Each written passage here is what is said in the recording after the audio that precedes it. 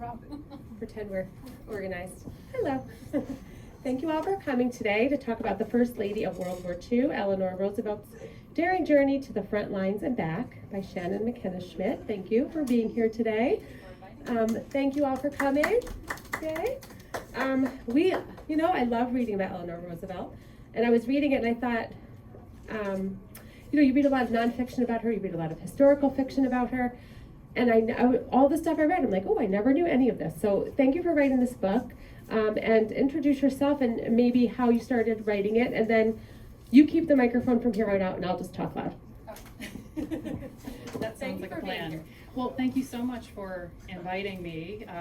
I've waited a long time to get out here and talk about the book into the world.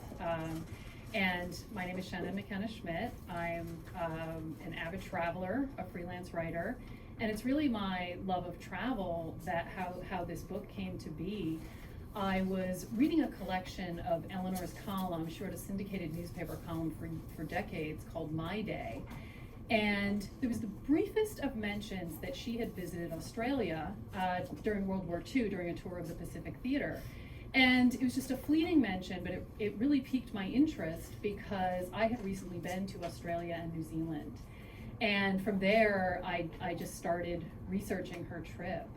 And pretty early on, I came across something that she wrote 6 years later in an autobiography. And she said, "The Pacific trip left a mark from which I think I shall never be free." And that really made me want to find out what she had experienced during these 5 weeks. In the when you read the book or when you were researching the book, it's 5 weeks, but so much happens that it feels like forever. And I thought it was inspiring that she went out there and did that. She obviously didn't have to. Were you more intrigued that she did it or that she wanted to do it? Like, what were you expecting to find what were you expecting her reasons to be? What were you the most surprised about? So at this point in her tenure she's 10 years into her time as First Lady, and she is a highly experienced traveler. She logs about 40,000 miles on the road each year, going around the United States. And she had done a wartime trip to Great Britain the year before. But even factoring in all of this travel savvy, all of her experience on the road, the trip to the Pacific Theater was further, longer, more arduous, and more dangerous than anything she has ever done.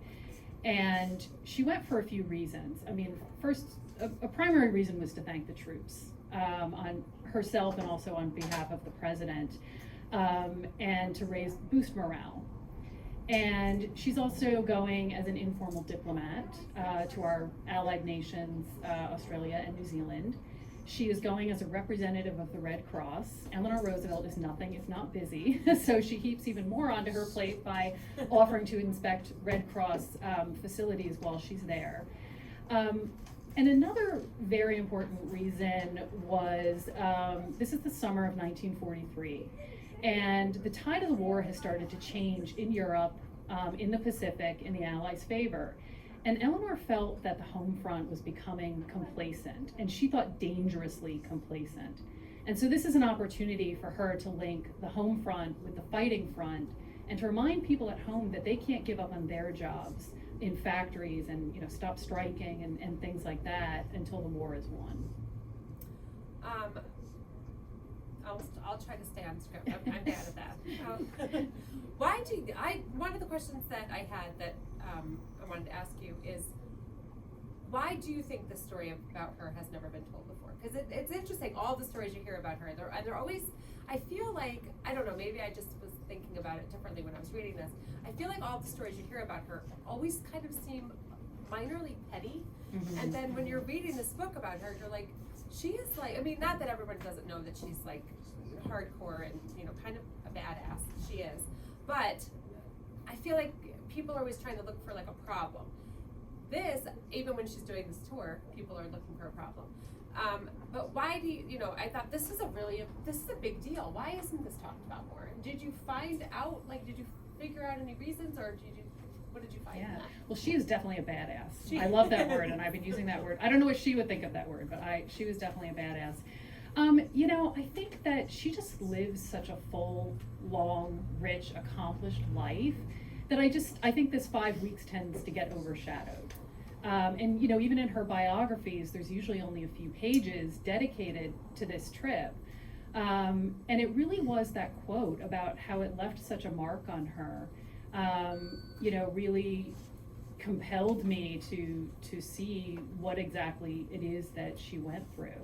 And she was constantly striving to find ways to contribute to the war. She was devastated about the war. She's devastated about this whole generation of young men being sent to die in battle. You know, and this is one way that she could contribute. And it was a trip, you know, that really I think only she could have made. One of the things that stuck out of me, see, I'm going out of order again, but she kept getting from the press, of course.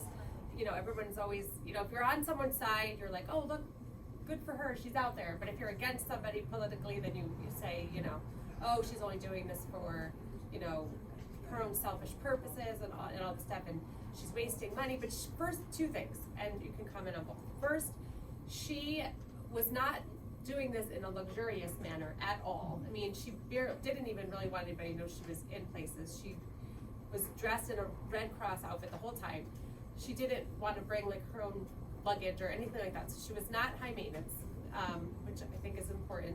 And also, she had 4 sons in the war. So I was just kept thinking, wow, how would anybody not understand that she wants to be part of this?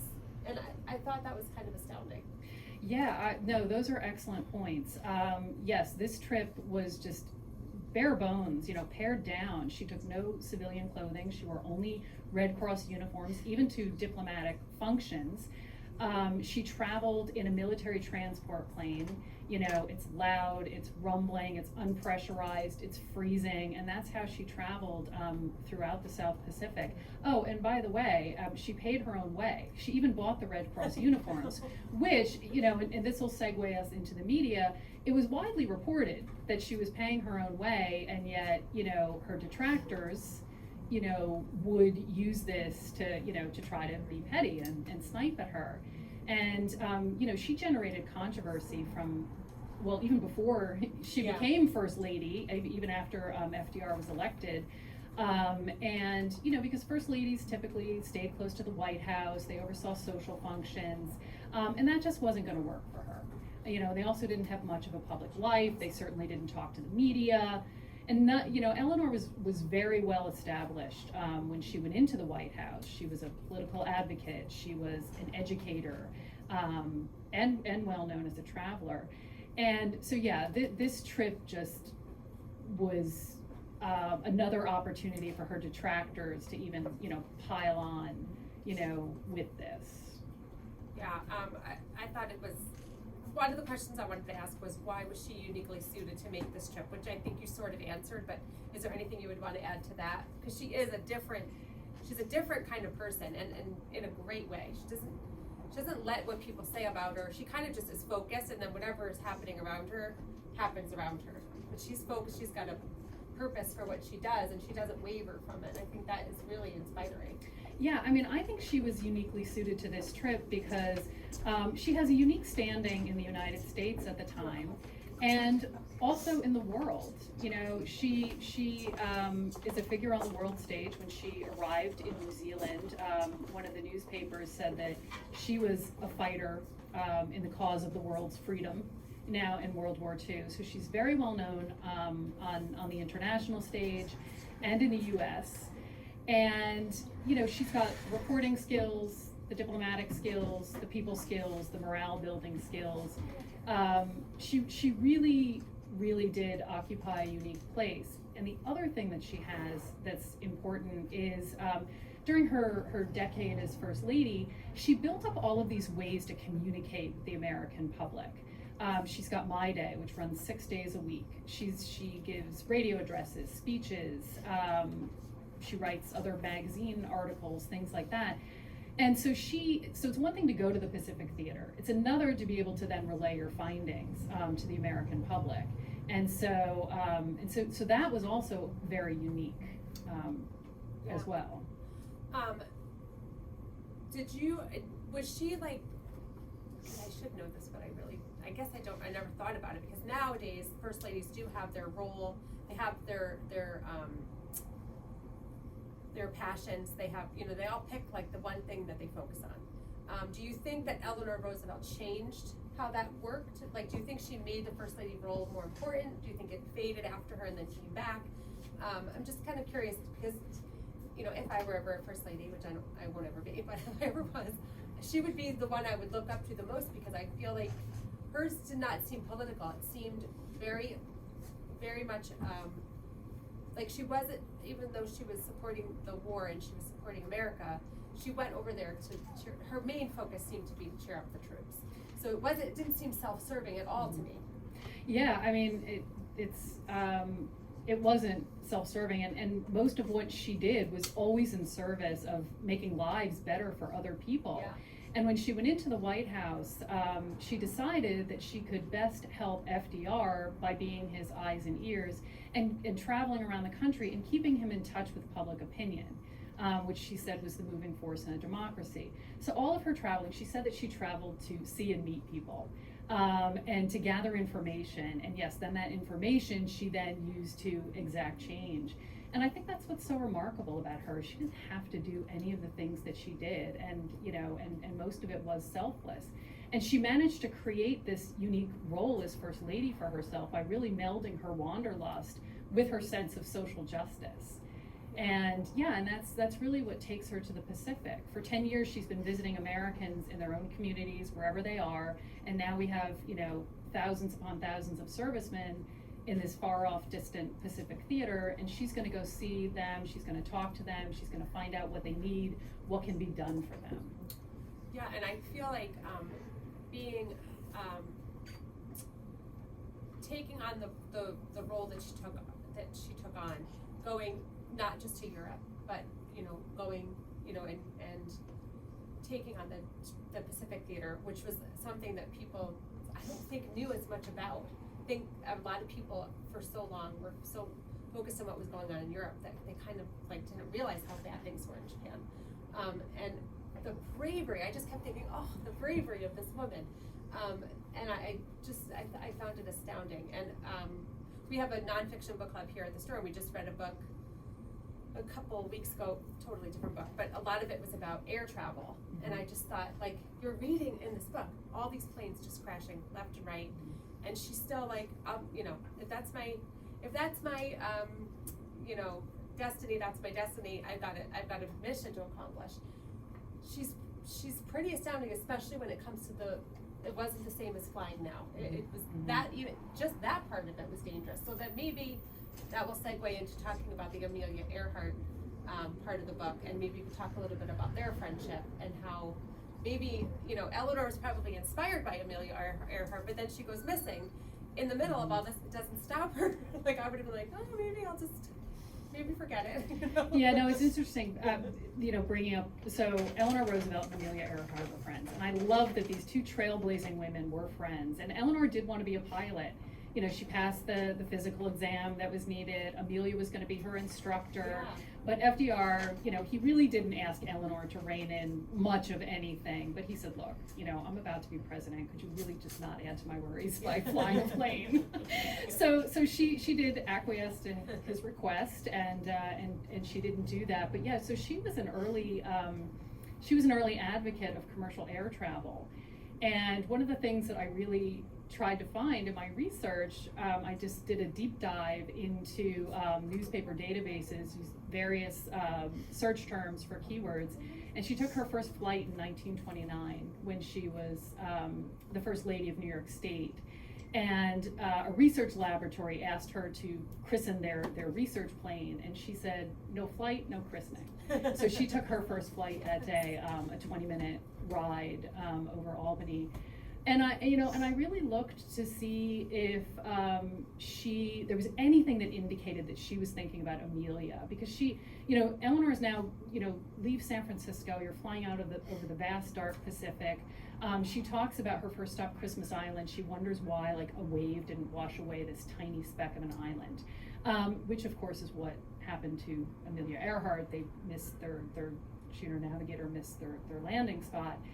But I couldn't find anything specific that she said. But I'm like, how could she not really have thought about, you Yeah. know, Amelia during this trip, because the danger was real. Yeah, she would have to be. Yeah, and you know, even flying in a transport plane for the 5 weeks, like you said, these planes were always going down. There was a famous World War I pilot who, the year before Eleanor went to the South Pacific, he was tasked by the Secretary of War with flying over to give General MacArthur a verbal message. And the transport plane that he was flying in went down, and he floated around in the Pacific for 24 days. So the danger was real. One island was bombed the day before Eleanor got there. She very much wanted to go to Guadalcanal, which she finally was able to go. That was bombed for a few nights before and after her visit.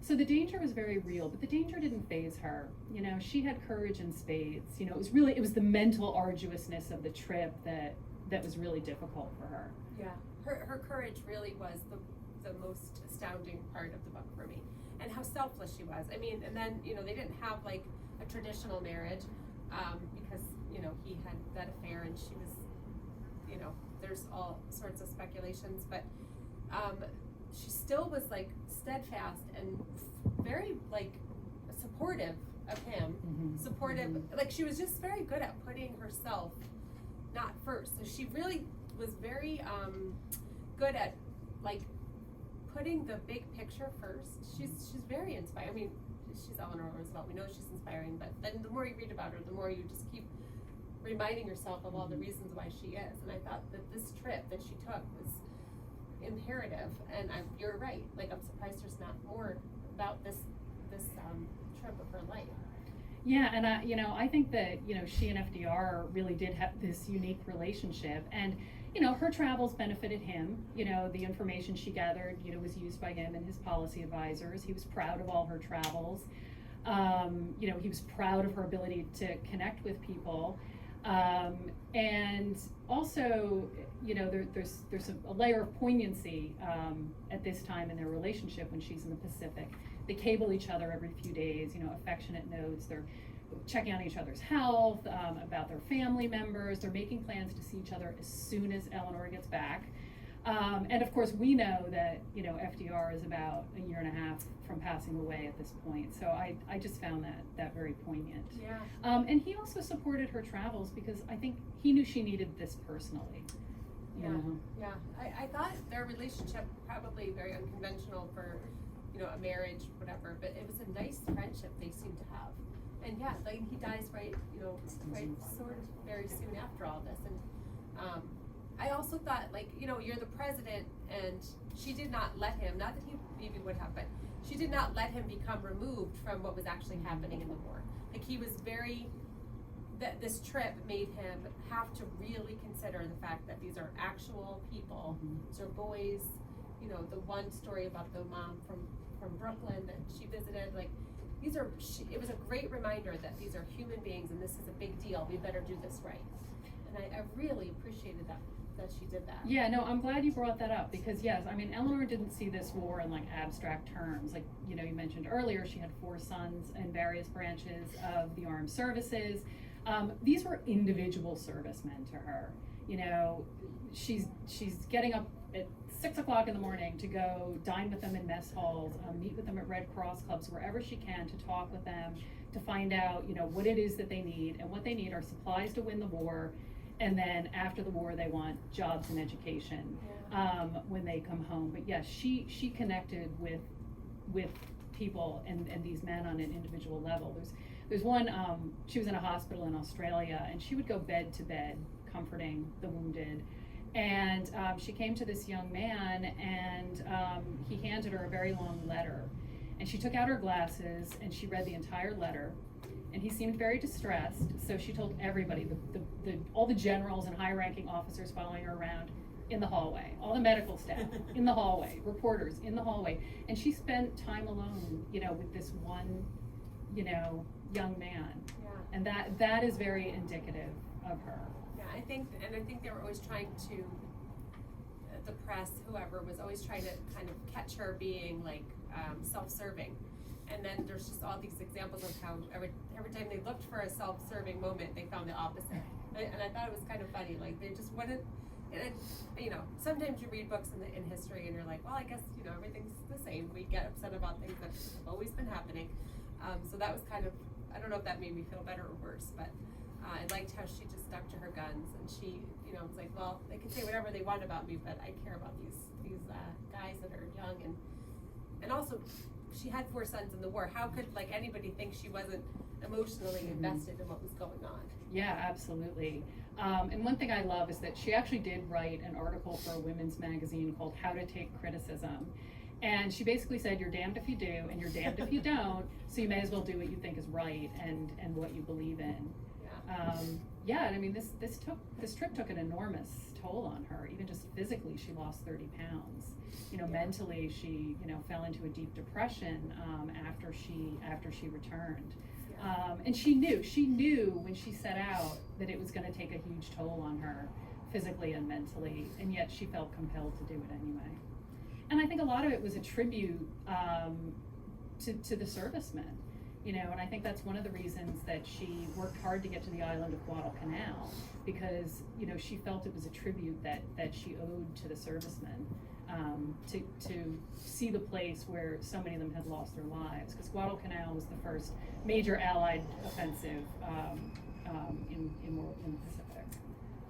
And I love all the personal stories of the troops that said, yes, her being here really was like the most unbelievable thing, and that was so touching. I thought it was really great, and how they appreciated her being there. So it wasn't in vain. None of it was in vain. They really, you know, I think she probably got a lot of them through the darkest parts. And then when she gets out and she's again still fighting for military, you know, servicemen after they're out of the military. Like, a lot of the things that she put into place were important, and it was almost like, yeah, well, we've got to think about these people. They're sacrificing everything for us. And she was super practical about it, which I think is one of the things I've always admired about her the most. Is she's very practical. She gets things done, and I like that. Yeah, and I mean, one of the ways, you know, reflected in her being very practical, which I also love, is the way she packed for the trip. You know, she had a very strict luggage limit, which is part of the reason she wore the Red Cross uniforms, but she also toted along a manual typewriter, so that she could keep writing her column. You know, and that's the other extraordinary thing. For the first time in history, you not only have a first lady in an active theater of war, but you have her reporting in real time to the American public and the world as well. Because the Nazis were definitely aware of what she was doing. That's one of the things that the New Zealanders loved. They loved that, you know, like, you know, Hitler would scream his denunciations at her, and she of course didn't care. Because Eleanor was out speaking out against Hitler, you know, even before the U.S. entered the war. Yeah, they really tried to get the propaganda against her out there. Yes. Well, yeah, and that followed her to the Pacific. You know, the Axis propaganda tactics and stuff.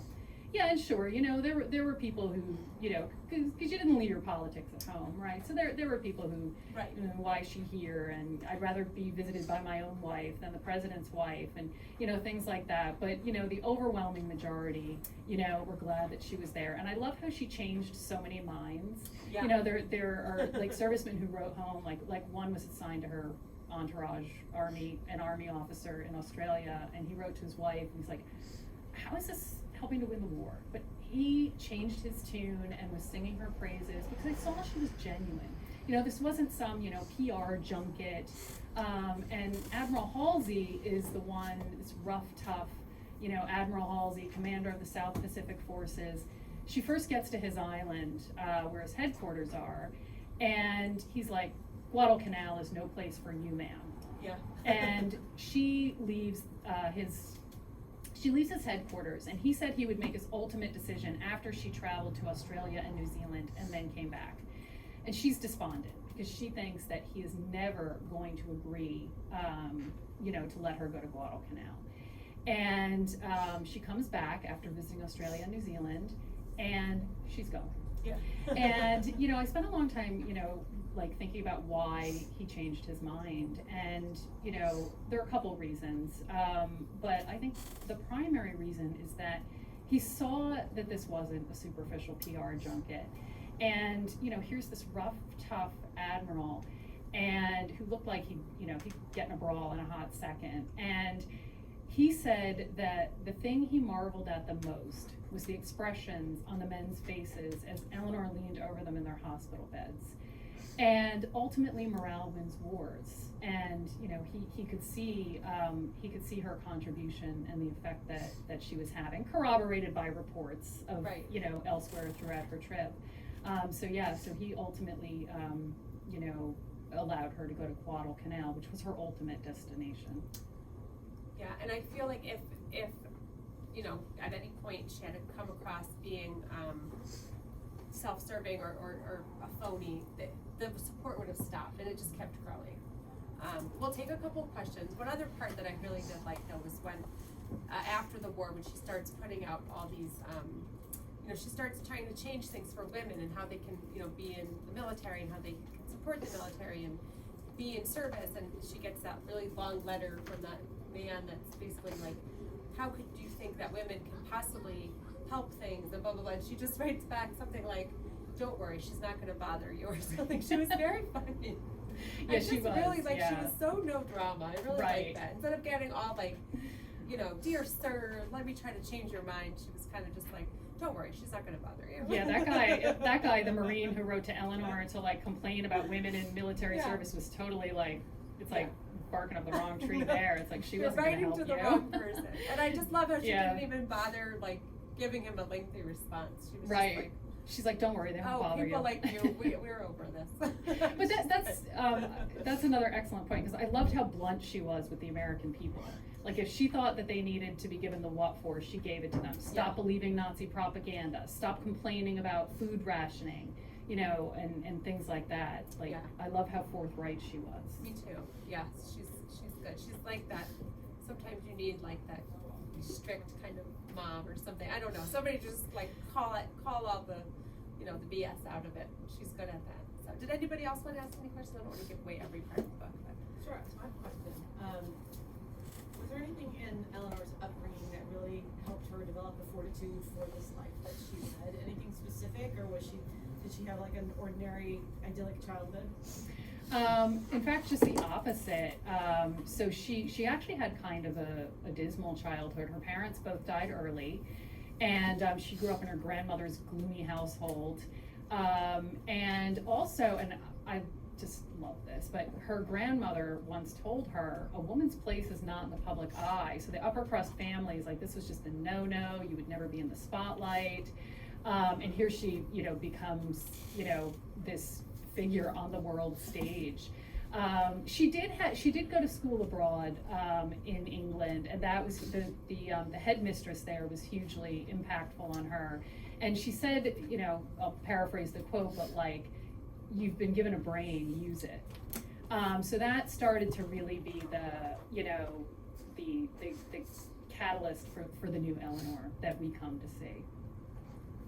Yeah, because she did. She had a rough childhood, and you would think, you know, anything that would have happened to her in her life, no matter how big or small, she would have had a perfect excuse to get out of any sort of success. I mean, she really had a terrible young part of her life, and then she just had this inner determination. It's so, you know, unique, really. She's I mean, there's certain things I'm brave about, but there's certain things that I can take chances with. But then you put like malaria in the mix, and I'm out. Take away my physical discomfort and forget it. So, but she could, like, on every level, she was just ready for it. Yeah, that she's so hardy, and that's another thing that made her, you know, really good at travel. She was, you know, she was largely okay with dealing with like no heat in the discomforts. plane. I know, like, if something yeah. Silly, I'd be like, I'm done. I know, and she did this day after day after day for 5 weeks, and 5 weeks is a long time. Yeah, especially when you're not sure if you're going to get bombed at any right, point. Sure. You know, or if your plane's going to go down in, like in the Pacific. every single part of the trip had its own set of dangers outside of the fact that you could be bombed at any moment. Right. And then, you know, all that. So, but I really, really like this book. If you're a history person, you're going to love it. I did never like had such a warm. I would think I probably have ever had. I don't mean this mean, but I've probably never even thought about New Zealand ever. And you start to really like them a lot. The people, like, they really, appreciated what was, that America was in the war. They were generous people, they were fun. There's something about them that I've never read that before, so that was nice. Yeah, no, and Eleanor's visit to Australia and New Zealand was on par with royalty. Yeah. Except they loved her informality. Yeah. The royalty would be, very governed Yeah. by rules, and they loved her informality. Yeah, and they paid tribute to her as a way to acknowledge FDR and his role in World War II, but also, Eleanor's role in her own right. And they were extremely generous, and she talks a lot about thanking them for taking U.S. servicemen into their homes, and ones who were recovering, and things like that. So yeah, the people of New Zealand and Australia, I think, it made me were pretty extraordinary. Yeah, it was nice to read about how when you're reading about World War II stuff, you don't usually read about that part of the world. So it's kind of an interesting little twist. It's fun to learn. Anybody else have any questions? So, given the dangers of the trip, do you think a modern day First Lady could do this? I mean, I would think the Secret Service wouldn't allow this, Yeah, no, it's an excellent point because, I think the times were different, and Eleanor actually refused Secret Service protection. And she had a showdown with them, and she won. They did ask her to carry a gun in her glove compartment, which she did, and she learned how to use. But yeah, I mean, probably for that reason alone. And also they were able to keep the trip secret for the first 10 days, which is pretty extraordinary. So they keep the trip secret for the first 10 days while she's going through the South Pacific Islands. She gets to New Zealand and news breaks. And it's like people aren't so much surprised that she turned up on the other side of the world as that it was such a well-kept secret. So yeah, I think they might be hard-pressed today to I'm looking through my recreate notes to this. see if there's anything else I wanted to ask, and that was one of mine. Oh. And I was like, well, with social media, plus Right. the troops would be like selfieing with her, and they would have ruined it. There's no such thing as privacy anymore. They're hiding Shannon, you're somewhere. really well traveled. Did you get to go to any of the more remote destinations? I think you've been to Australia, New Zealand, but Australia, New Zealand, and Hawaii. And my big trip was going to be Japan with a possible stopover in the South Pacific until COVID happened. So how long have you been researching the book? Um, Before COVID? So from my very initial idea to turning in the final manuscript was 4 years. Wow. Yeah, and that included writing a proposal and getting it sold, and all of the research and putting together all the little bits and pieces. Wow. And I will say, I was looking through your notes in the back. It is very well researched. That was giving me like terrible flashbacks of like research papers in college. Times like 1,000. Oh my gosh. I was like, oh, I would have been like, forget it. But that's why I don't write nonfiction. But I was going to ask that. So you had to do extensive research in Hawaii. That must have been awful. Well, I actually didn't do. I had been to Hawaii previously. Okay. I didn't actually visit Hawaii while I was researching. Okay. But I have done things while I was there, like take a boat tour of Pearl Harbor. Yeah. Which is one of the things that Eleanor did. She actually ended her trip in Honolulu.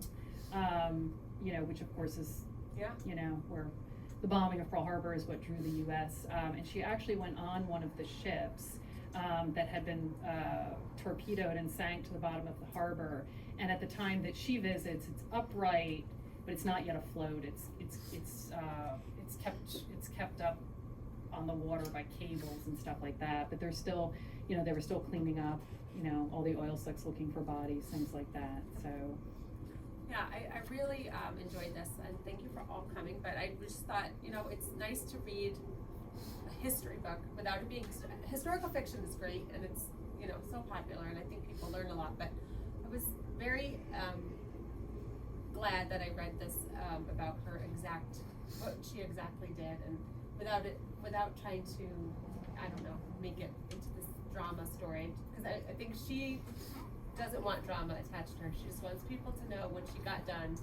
And so I really appreciated how much research you put into what she did, because she did have her her people that were against her or for her are always trying to put words in her mouth, and so I appreciated, like, well, somebody said this about her, but then you would be like, well, no, but she said this, and she wrote this, she did this, and so it's kind of like takes all the noise away, and you kind of get to make your own opinion, which I really appreciated. Yeah. It's really Well, a really reporter at the time, and this goes back to your point, a reporter at the time described the trip, and I believe this still stands, as the most remarkable journey any president's wife has ever made. Yeah, I would imagine that it's gonna stay true for a long time. Yeah. So, thank you. Does anybody else wanna ask anything?